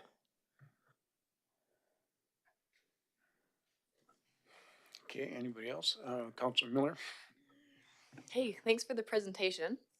One thing I was wondering is what data is Travel Drumheller looking to gather from the pilot study? Because a concern of mine when I was looking over this last night is that if it's a free service, you might get a whole lot more people riding the bus just because it's for free than actual interest would be if they had to pay for it. Like there's a lot of people out there that will, you know, take Amazon Prime for a week for free just because it's available for free. And that might skew your data a little. So I was just wondering if you could speak to that a little, please. Yeah. For sure. I would say the same context Greg provided to the RCMP data. All data needs to be taken in context. For us, we will be checking ridership. We will have a mechanism to get general feedback, and we will get feedback from the operator, the main core things. We hope to get, if possible, at least where people are getting on and off depending on the route. 100% free should increase ridership. That is the goal, because the most important thing is to get people using the service and visiting our community and spending money in our community and getting that economic development. So I fully admit, yes, free should increase ridership. That's an intentional choice and objective to ensure the small pirate program. It's more important people are riding it than having a reference line for what paying makes them ride, if that makes sense. So good. Any, Councilor McNeil? Yes, thank you for that great presentation. Just a question that comes to mind for me, because of course we know there is the Valley Bus. Would this shuttle be accessible for people with disabilities? So that's a great question. So for those who in the room who may not know, or those online, Valley Bus is our current public transportation. It's municipally funded but focused on a select segment of our population, offering a dial-a-bus during weekdays for sort of older or those with ability challenges. Right now, the way we've structured the pilot is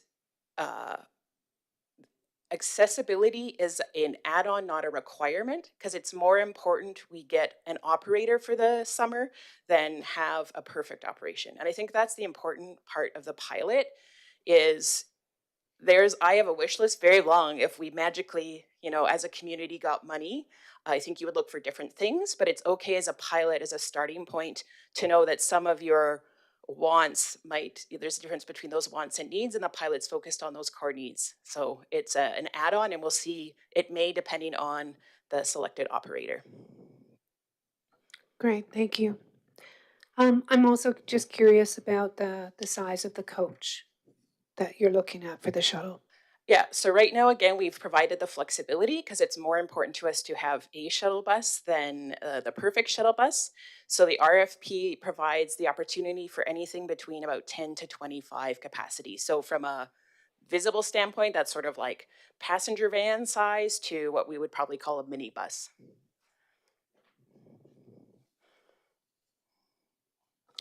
Councilor Miller? Have you determined the shuttle's route yet?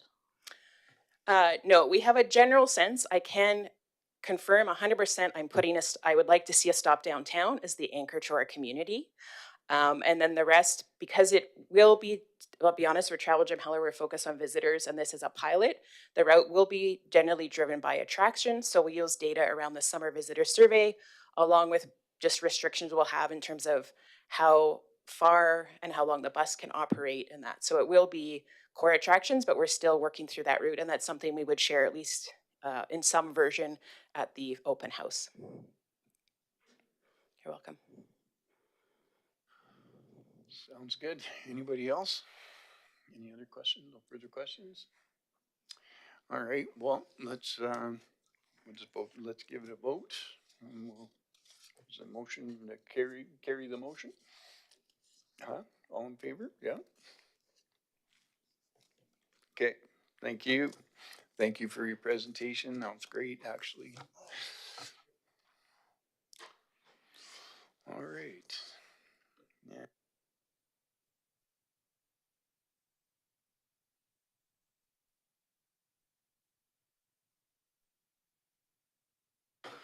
All right, so now we're down to our Director of Infrastructure. You got a presentation for that? Thank you, Your Worship. Jared Bronstein, Director of Infrastructure Services, and there is a request for decision before the committee in regards to our standard specification and design guidelines. With a caveat on walkway handrails. So this is coming to the committee for discussion due to a concern raised by the public in regards to the Gordon Taylor Bridge underpass railing system. So administration did an initial review of those rails, and they do meet our standard specifications as developed by the City of Calgary, which we did adopt back in 2025.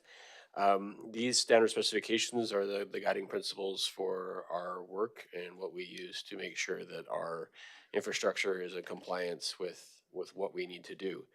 The concerns were raised that these railings are I guess, for lack of a better term, insufficient for the particular installation. And we were hoping to have a conversation with the committee in regards to that. There are a couple of options before the committee. One is that we just leave as is, as status quo, and we continue to use Calgary specifications and leave the handrail as installed. Option two is to develop new standard details. This would require an extensive review of the details that Calgary has put forward, making sure that specifications and drawings are cohesive throughout the document. We then need to create those standard details. So what does our standard detail look like for a handrail? And should the committee or council require, then we look at reviewing our existing infrastructure for compliance with those new standards, and then come up with a replacement plan for that new standard so that we are now in compliance with our engineering standards that have been reevaluated.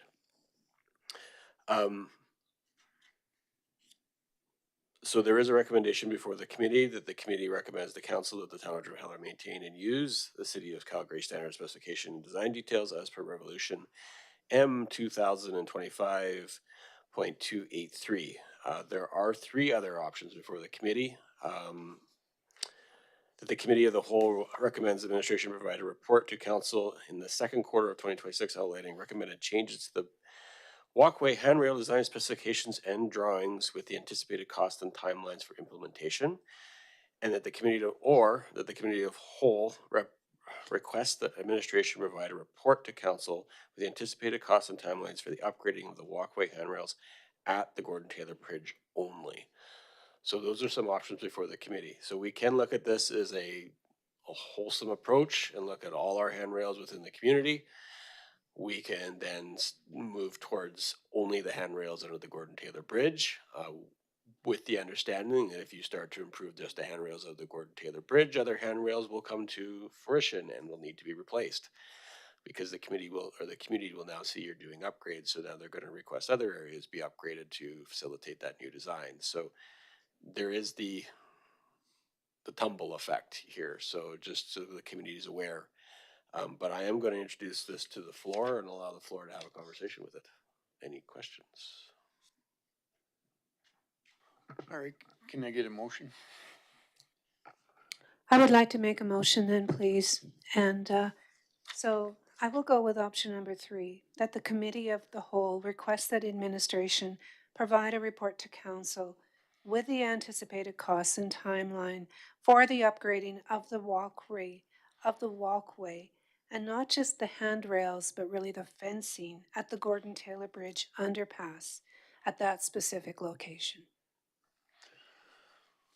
Can I get a seconder?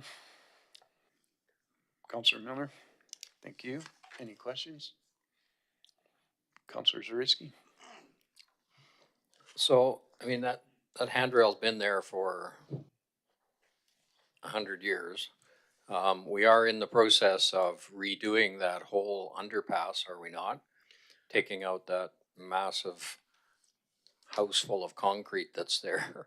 And I guess I wouldn't want to spend an awful lot of money on just redoing this handrail at this time if we're just going to take it all out. in fairly short order.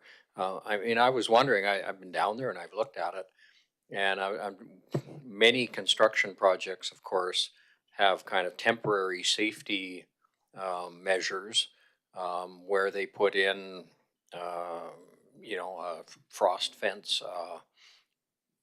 snow fence kind of a thing, and zip tie it to that railing, which would absolutely stop anybody from getting through. I'm just wondering if we could do some temporary measure for now and then not spend an awful lot of money on it, considering we are going to rip all that stuff out in the near future. So. I'm gonna just, I think that what that was we were responding to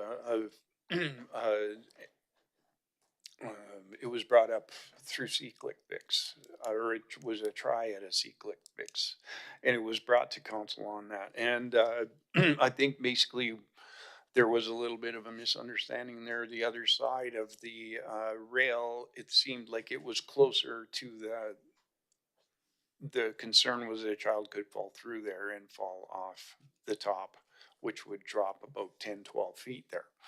But as going back and you can see it better with these pictures here for sure when you get it into context. I went there yesterday and I had a tape measure, and it's actually 1.2 meters from the edge of that frost fence that's stuffed with rocks over here that's on the other side of that fence. So that was, I think they'd really have to be trying to get out of there.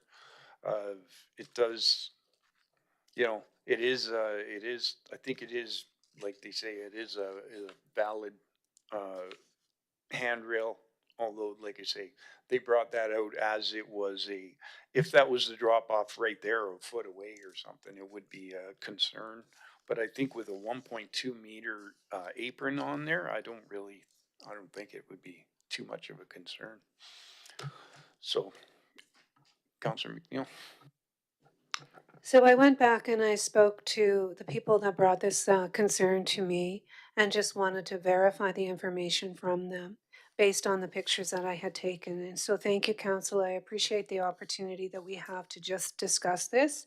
And I agree with Councillor Zarisky because we do have this walkway. It's going to be reconstructed in this budget year. We've set that funds aside. But I think in the interim, it's primarily on the east side, and it's where there is a steep drop off and not much of an apron at all. So I think some temporary fencing, some kind of wire mesh that would just prevent a small child from inadvertently going underneath there. And this concern has really arisen because of the close proximity to the fountain and that splash park, and an area that really, yeah, there's a lot of young people there, small children. And yes, people have witnessed small children running away from the fountain area down to this walkway, and one could easily slip underneath on the bottom of that handrail. And so that is where the concern is. And the picture, the second photograph, it was a very snowy day when I took these pictures, but that is where there is a really steep drop off, and I would think it would make a lot of sense for us just for two sections there to put in some extra fencing to prevent that.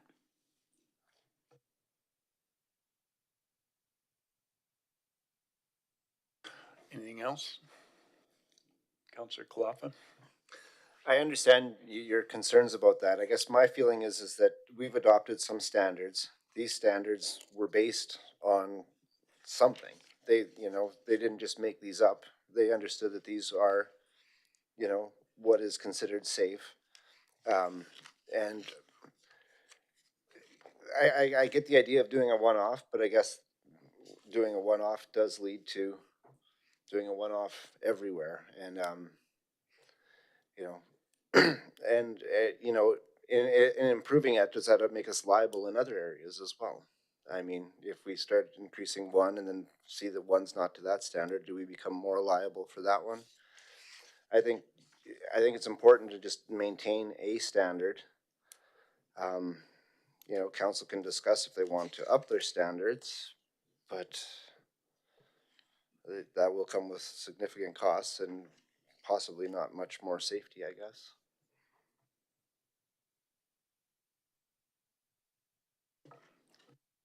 Councillor Miller?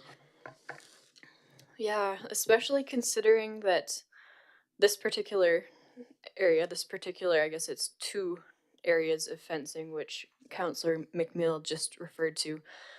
As far as I know, within Drumheller, that's the only handrail that we have currently that is open on the other side to an immediate drop off going down to rocks and the river, essentially. So it would make sense to only look at this area and not changing the standards of all of our handrails throughout the valley. And I can attest to, as you know, a parent to a young child, we spent a lot of time at the spray park this summer, and every family that goes up and down is making sure that their kids are on the side, the inside, closer to the old water treatment plant, as opposed to the outside where this opening is in the I guess between the bottom rail and the cliff there, because a parent sees that and catches their breath and goes, "Oh my god!" Like that's a huge hazard there. Councillor Hanson? I don't know how relevant this is, but once upon a time when we had a flood down here in '05, there was a lot of people that were panicking because there was people standing along the river, and they made phone calls to 911 because they were worried about people falling into the river. And one of the replies that came back, you know, everybody was concerned, it's moving so fast and stuff like that. And the thing that was brought up, at the rate of speed this river was moving at that time, was actually pretty slow compared to some of the rivers in other parts of the world. I think we got to watch the standards.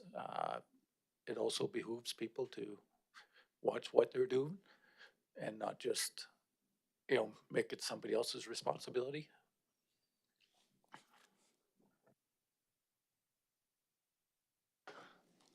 I just think that I wonder if the Calgary Standard, I wonder if they're looking at it in this context, or if they were looking at these placements of where the barriers are, if they were looking at as a handrail on a flat surface rather than a surface with a drop off on the other side. That was something that I was looking at. Okay, Councillor Miller. And I'm also wondering if, in the time since we adopted the Calgary Standard, if there has been a high water event or 2 or big ice coming through that has caused more erosion on this bank than there used to be a number of years ago. Maybe at one point it was pretty safe and now it's just eroded and it's not anymore.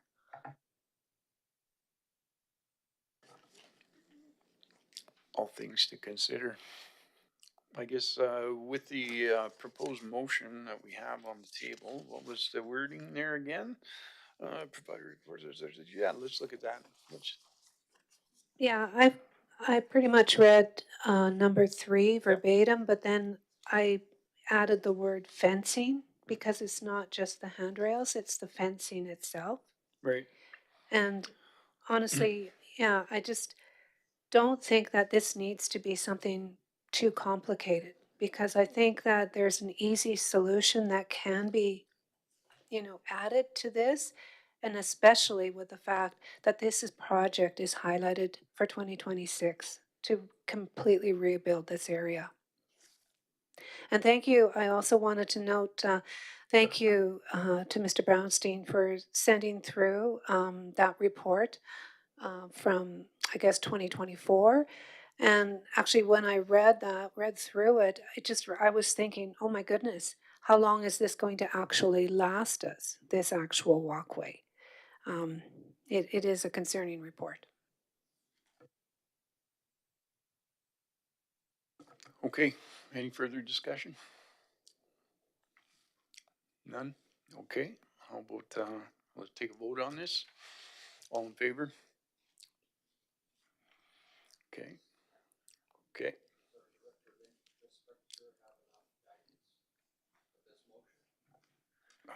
Thank you, Your Worship. Through the Council's Risky, I do have a question in regards to the fencing. I'm not 100% sure on what you're referring to. Are you referring to the fencing around the suspended walkway, or the fencing that's going up the walkway to the east of the intake, or are you talking about the fencing on the top of the old intake? I'm not 100% sure. Okay, so you're talking about the lack of fencing between the railing and, okay.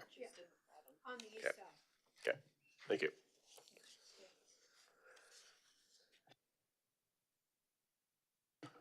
Continued.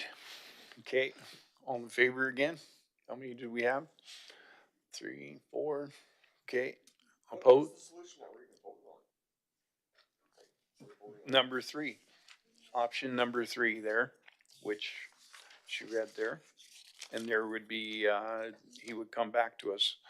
The committee of the whole requests administration provide a report to council that with the anticipated costs and timeline for upgrading of the walkway and handrails at the Gordon Taylor Underbridge specified location. Point of information, I'm sorry, the motion did include and fencing prior to. Okay. All right. And you're okay with that?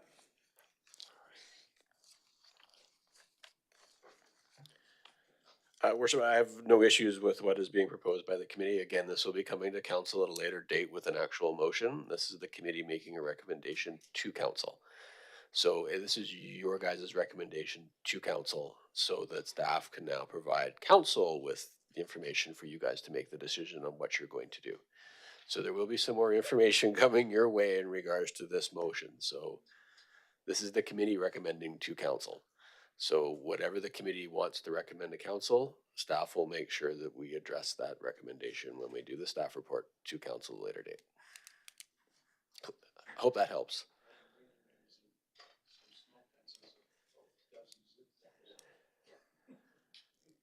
So again, getting to that comment, Your Worship, so now we're talking temporary measures over permanent measures. So snow fence is not a permanent measure. Snow fence is a temporary measure. It's going to fall off. It's going to rot. It's going to do all these things. So if we're concerned about temporary measures, sure, I can throw up the snow fence tomorrow, but it's going to rot. It's going to fall off. So now I'm throwing up snow fence again, and I'm throwing up snow fence again, and I'm throwing up snow fence again. You're dealing with an area in which you have high tourism population, high impact area, and high aesthetic value. We start throwing up snow fence in this area to appease the community may not appreciate that. So I don't mind putting it up as a temporary measure until such time that a permanent solution is thought up of. But that's my only concern when we look at those types of avenues. Pardon me? When are we closing it for construction? Point of order, please use your microphone. Thank you. When are we closing that site for construction? So we won't be doing that till the fall. We will not be taking that offline during the peak summer season. I feel that that would be very destructive to the community if we'd start doing that work over the summer. So it'll be fall 2026. Councilor Zawitsky? Yeah, I guess what I'm envisioning, when they were doing the bridge construction, I mean, they had their setup area all fenced off, and with the plastic fencing to stop anybody from going in and out of there. And that seemed to be very effective and very strong. And, you know, that's what I was kind of envisioning to put along this fence in the interim. That I don't think it's going to rot. I don't think it's going to fall down very quickly. I mean, it should be good for a few months. Yeah, I agree with that. I think that there are some solutions out there that would be pretty effective, and they have the wire mesh and they could be placed there. And something that is like a temporary construction fencing, that's quite a height. So we'll leave it to administration to come back to us with those options, and then we can get them in place before the spring, before it gets busy out there. Councilor Hanson? I'm just wondering, town, we have that temporary fencing. could that be placed up against the railing and secured to the railing? That way it won't fall down, blow over, and we have quite a few of those panels. So through the chair to Councillor Hanson, so what's gonna happen is we're gonna bring back a staff report to council, and I will come up with some temporary measures and some permanent solutions, for your guys' review and discussion and recommendations. That way it's clear, cause right now we're walking down 4 different paths in this conversation, so I appreciate the direction. Thank you very much for the direction, and we'll bring it back to council at a later date with temporary solutions or temporary addressing, and then permanent solutions, and including this into the capital program to redo that section of walkway, which will be an additional cost.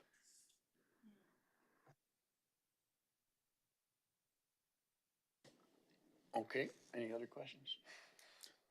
Okay, can we do the vote again? All right, so all in favor? Okay. All opposed?